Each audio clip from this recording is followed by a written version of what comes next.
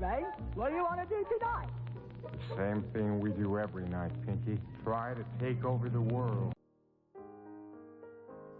Though culture is the most important business of life, the habit of claiming as our own, as a vivid, present reality that which we desire with all our heart, is a magnetic power which attracts the things we long for. The more persistently we hold the prosperity thought, the more we strengthen and intensify it, the more we increase its power to attract prosperity. Thinking abundance, visualizing prosperity, will open up the mind and set the thought currents toward increasing supply. We are so made that about all we get in life is the reflex of what first flows out from us. Whatever thought you send out will draw to you in the material world a corresponding reality. Every human being is a magnet, the attractive power of which may be developed in any desired direction. Each one can so direct this power that he can draw to himself whatever he wills. Before your life can be really effective, you must make yourself a magnet for the things that will make it so. You must learn how to attract, how to draw to yourself all that will help you to succeed in your work, that will enable you to attain your ambitions. If poverty is holding you down, you can conquer it by making yourself a prosperity magnet. We are living in the midst of a stream of inexhaustible supply. It is one's own fault if he does not take from this stream whatever he needs. What we get in life we get by the law of attraction. Like attracts like. Whatever you may have managed to get together in this world, you have attracted by your mentality. You may say that you have earned these things, that you have bought them with your salary, the fruit of your endeavor. True, but your thought preceded your endeavor. Your mental plan went before your achievement. The mere changing of your mental attitude will very soon begin to change conditions. Your decision to face toward prosperity hereafter, to cultivate it, to make yourself a prosperity magnet, will tend to draw to you the things that will satisfy your ambition. The text, "He that hath a bountiful eye shall be blessed," is the expression of a fundamental truth. The pictures you make in your mind's eye, the thoughts you harbor are day by day building your outward conditions. They are the real forces, working ceaselessly in the unseen, and the more you think and visualize favorable conditions, the more you increase your power to realize them. You make yourself a magnet for the thing you desire. This is a psychological law. If you want to become a prosperity magnet, you must not only think prosperity, but you must also turn your back resolutely on poverty. Begin today. Don't wait for tomorrow or next day. If you don't look prosperous, assume a prosperous appearance. Dress as far as possible like a prosperous man or woman. Walk like one. Act like one. Think in terms of prosperity. A mental healer could not cure a cancer by holding in his mind a picture of the hideous disease, with all its horrible appearances and symptoms. He must eliminate all this from his mind. He must see his patient whole, healthy, clean, just as God intended him to be, free from all disease. He must picture to himself the ideal man and declare his divinity. The same thing is true in curing yourself of poverty. You cannot do this as long as you hold poverty-stricken conditions in your mind. If you want to be prosperous, you must hold the prosperous thought, the prosperous picture in your mind. You must refuse to see or recognize poverty. You must not acknowledge it in your manner. You must erase all marks of it, not only from your mental attitude, but as far as possible from your appearance. If you are not able to wear fine clothes at first, or to live in a fine house, you can radiate the hope and expectancy of the glorious inheritance which is your birthright, and everything about you will reflect this light. Prosperity begins in the mind. You must lay its foundations in your thoughts. Surround yourself with a prosperity atmosphere. In other words, you will build into your environment, into your life, whatever dwells in your mind. We hear of some people that they are always lucky. Everything seems to come their way. Things come their way because there are invisible thought forces radiating from their minds toward the goal they have set for themselves. Things fall in line and come our way just in proportion to the force and velocity of the thought forces we project. Thinking better things might be called the first aid to the poor. To picture yourself as prosperous, living in a comfortable home, wearing good clothes, surrounded with the refinements of life, in a position to do your best work in the service of mankind, this is to put yourself into the current that runs successward. It is a strange thing that most of us believe the Creator will help us in everything but our financial troubles. We seem to think that it is in some way almost sacrilegious to call upon Him for money to meet our needs. We may ask for comfort, for solace in our afflictions, for the assuaging of our griefs and the healing of our diseases, but to implore God to help us to pay the rent, to pay off the mortgage on the home or the farm, does not seem quite right. Yet we know perfectly well that every mouthful of food we eat, the material for the clothing we wear and for the houses we live in, every breath we breathe must come from this divine source of infinite supply. If the sun were to be blotted out, or to cease to send its magic rays to the earth, in a few days there would not be a single living thing on the globe. Not a human being, not an animal could exist without it. Not a tree, not a plant, not a flower, no fruits, no vegetables, no grass, nothing green. No vegetable life would be possible. Without the sun's energizing power all life would cease on this planet. It would be as cold, barren, and lifeless as on the moon. The Creator is the builder and provider of the universe. Everything we have comes from Him, and without the supply which flows from His abundance we could not live a single instant. And why should we not look to this great source for our money supply? The truth is, we were all intended to live the life abundant. The Creator never meant His children to grovel in poverty, to spend their lives in drudgery and uncertainty. They have a right to their inheritance of all that is good and beautiful, all that is needful for their welfare. We were not intended to live in the pinched, starved, stunted lives of paupers. It is our own fault if we do. The door to opulence is open to every human being born into this world, and no one but himself can close that door. No human being can shut out the lowliest child that is born from his divine inheritance. The only real poverty is in the mind, and no one can control one's mind but himself. Never for a moment harbor the thought that anything can come to you but prosperity, for this is your birthright, and because it is, you should demand it. Instead of admitting poverty, say to yourself, I am in the midst of abundance. I lack nothing that I need because my Father is the infinite source. Turn your back on poverty. Make up your mind that you will never again have anything to do with it, that you will not encourage it by dwelling on and visualizing poverty's suggestions. Face toward prosperity. Think of and plan for prosperous conditions.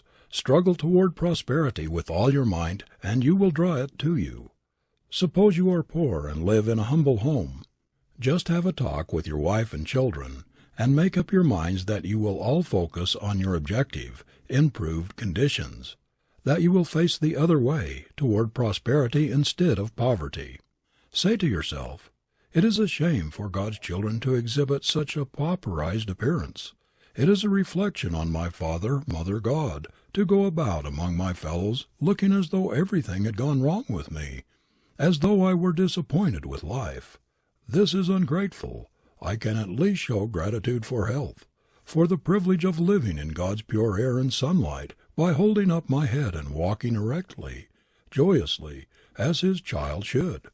I am really insulting the Creator, to whom I pray, by reflecting such despair and degrading poverty in my mental attitude, thus erasing the divine image from my face. No matter how little I have, I can at least appear respectable. I can show that I respect myself by doing away as far as possible with the depressing appearance and influence of poverty.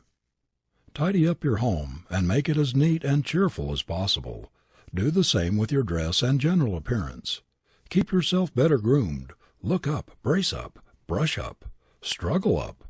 Surround yourself with an atmosphere of hopefulness and show everybody by the new light in your eyes, the light of hope and expectancy of better things, that there is a change in you. Your neighbors will notice. They will see a change in your home, in your wife, in your children. The change in the mental attitude of yourself and family through facing toward the light instead of darkness, toward hope instead of despair, will make a tremendous change in your whole outlook on life. In this way you are making yourself a prosperity magnet. You are radiating thought waves of hope, of ambition, of determination. Your new mental attitude is expressed in an erect, manly carriage, in squared, thrown-back shoulders, in a neat, clean appearance, even though the clothing may be old and threadbare, in a winning, forceful, magnetic countenance. You are thus establishing the conditions of success. The positive prosperity thought flows out like wireless current and connects itself with similar thought currents. Hold the prosperity conviction. Work steadily toward your object. See opportunity and success in your vista. Determine to be somebody. Hold firmly to the resolve, and your mentality will direct the invisible magnet of your personality to lift you higher and higher, to attract toward you others who will help you in the direction in which you are moving. If you want a better position, more salary, more money to pay off debts, or to get what you need, whatever it may be, cling with all the power of your mind to the thing you are trying to get, and never for a moment doubt you will get it. You do not inherit poverty, squalor.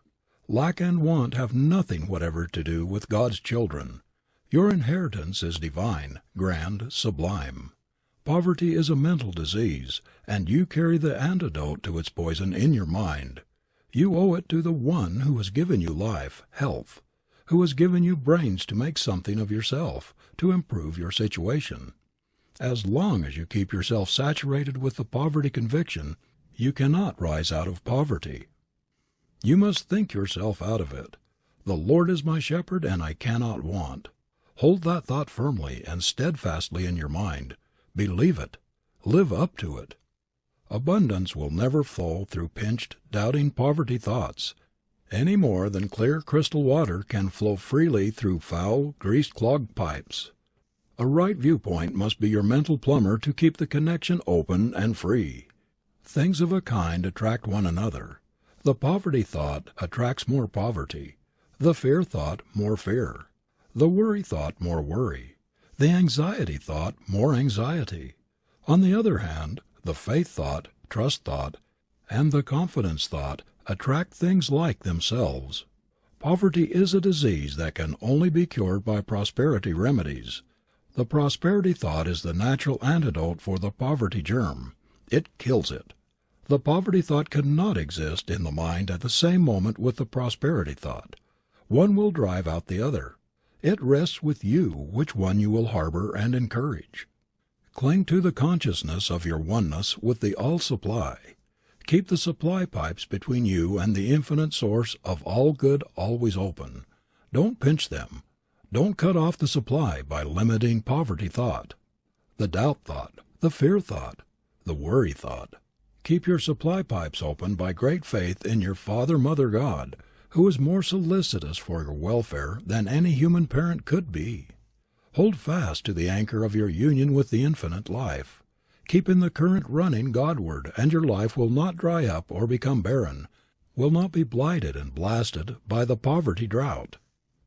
The trouble with us is that we have been in the habit of looking for a material supply when our first supply must be mental. We keep the supply avenues open, or we close them with our thoughts, our convictions. We materialize poverty by our doubting thoughts, by our fears of it. We are just beginning to find that we get out of this world what we think into it, and work out of it, that our thought plan precedes its material realization just as the architect's plan precedes the building. Remember that prosperity cannot flow into your life while your mind is filled with poverty thoughts and convictions. We go in the direction of our thought and our convictions. By no law can you expect to get that which you do not believe you will get. Prosperity cannot come to you if you are all the time driving it away from you by your poverty thought. You must think in a positive, determined way that you are going to succeed in whatever you desire to do or to be before you can expect success. That is the first condition by which you make yourself a magnet for the thing you are after. It doesn't matter whether it is work or money, a better position or health, or whatever else it is. Your thoughts about it must be positive, clean-cut, decisive, persistent. No weak, wobbly, "Perhaps I may get it," or "Maybe it will come sometime," or "I wonder if I shall get this," or "if I can do that" sort of thought will ever help you get anything in this world or the next. When young John Wanamaker started with a push cart to deliver his first sale of clothing, he turned on a positive current toward a merchant apprenticeship. As he passed big clothing stores, he pictured himself as a great merchant, owner of a much bigger establishment than any of those he saw, and he did not neutralize or weaken this thought current by all sorts of doubts or fears as to the possibility of reaching the goal of his ambition. Most people think too much about blindly forcing themselves ahead. They do not realize that they can, by the power of thought, make themselves magnets to draw to them the things that will help them to get on. Wanamaker attracted to himself the forces that make a merchant prince. Every step he took was forward, to match the vision of his advance with its reality. Marshall Field projected himself mentally out of a little country store into a clerkship in Chicago. Then he thought and worked himself out of his clerkship into a partnership. Still thinking and climbing upward, he next visualized himself at the head of the greatest merchandising establishment in America, if not in the world. His mind always ran ahead. He was always picturing himself a little higher up, a little further on, always visualizing a larger business, and so making himself a magnet for the things he sought. If John Wanamaker had been satisfied with himself at the start, he would have remained in his first little store in Philadelphia, and thus cut off all possibility of becoming what he is, one of the greatest merchants the world has ever seen. If Marshall Field had stopped thinking himself higher up, when the man he worked for in the little Pittsfield store predicted that he would never succeed as a merchant, he never would have been heard from. But Deacon Davis telling Marshall Field's father that the boy would not make a salesman in 1,000 years did not stop him thinking himself ahead. "On to Chicago, the city of opportunity," he said to himself, and on and up he went, until the little country merchant who predicted his failure was a Lilliputian in comparison. The story of each of these men is, so far as the success principle is concerned, the story of every man who has ever succeeded in his undertakings. They may not have been conscious of the law underlying their methods, but they worked in unison with it, and hence succeeded. The same thing is true of Andrew Carnegie, and all of the millionaires and self-made men among us who have raised themselves from poor boys to the ownership of colossal fortunes, or to commanding positions in some phase of the world's activities. Anyone who makes the accumulation of a fortune his chief goal, and who has grit, determination, willpower, and sufficient faith in himself to stick to his purpose, will get there. But long before the youth who chooses such a goal has reached it, he will have dwarfed his manhood and shriveled his soul. To get away from poverty is one thing. To set one's heart on money as the ultimate good is another, and quite a different thing. There is a whole world of difference between so saturating one's mind with the thought of money and its acquisition that there is no room for any other aspiration, and the constant dwelling on the black and hopeless poverty thought, the incessant picturing yourself as a pauper until you are so convinced of poverty's hold on you that you destroy the very ability which should help you get away from it. People who are down and out financially are down and out mentally. They are suffering from a mental disease of discouragement and loss of hope. There ought to be institutions conducted by government experts for the treatment of these poverty sufferers, for they are just as much in need of it as are the inmates of our hospitals. They need advice from mental experts. They have lost their way on the life path, and need to be shown the way back. They need to be turned about mentally, so that they will face the light instead of the darkness. They should be shown that they are stopping up their prosperity pipes, cutting off their source of supply by their pinching, poverty-stricken, limiting thought. Their whole mental attitude points toward failure, toward poverty, and by a natural law their outward conditions conform with the pictures they hold in their mind. This poverty disease could be cured in the case of the majority of down and outs, the failures by proper mental treatments. If the people in the great failure army today could be shown that as long as they hold the poverty thought and go about with a sad, dejected expression on their faces, as though there were no hope in life for them, they will continue to be poor, but that if they will only turn about and face the sun, so that their shadows will fall behind them, their conditions will begin to improve, they would quickly take a new lease of life and courage. These mental prosperity treatments would generate in them a new hope that would cause them to brace up all along the line. What a revelation would come to the poor people of the world if they could only eliminate from their minds for a single year the poverty thought, if they would erase from their minds poverty pictures and all the suggestions of grinding want that sadden and discourage, if instead of expecting poverty and all that the idea implies, they could go through 1 year expecting just the opposite, prosperity, visualizing, talking prosperity, thinking prosperity, acting as though they expected to be, as though they were prosperous. Just this radical change of thought, this transposition of mental attitude, the persistent holding of the prosperous viewpoint for a year, would not only change their whole outlook on life, but would revolutionize their material conditions. They would brush up and clean up the things they have. Their ambition would grow. Their new way of looking at life would give an upward tendency to their surroundings. No matter how poor, their squalid aspect would go. Everything would take on a different appearance. There would be a new light in the people's faces. There would be hope there instead of despair. Expectancy of better things would give a glow of cheerfulness to their countenances. There would be a light in their eyes which was never there before. Working in the spirit of hope and expectancy of better things, instead of that of discouragement and the fears of even greater poverty, they would forge ahead in a way that would astonish themselves. The time is not far away when we shall have prosperity practitioners who will make a specialty of teaching people how to free their minds from thoughts that produce poverty by replacing them with their opposites, thus constantly enlarging the mental power of attraction until the mind becomes a powerful magnet, ever attracting prosperity. These specialists will teach people the creative power of right thinking, and will show them how to attract their desires instead of killing them, as many do, by wrong thinking. Clergymen of the future will do much toward eliminating poverty from among their people by instructing them to turn their backs on it and to face toward prosperity. They will teach them how to draw to themselves the sunlight of prosperity. The cure of physical disease is effected by arousing the curative, restorative forces within the individual. These are brought into operation largely through faith in the physician, in the remedy, in the healer. The healthful mental attitude thus created overcomes the disease. The cure of poverty is usually a mental disease, is effected in a similar way.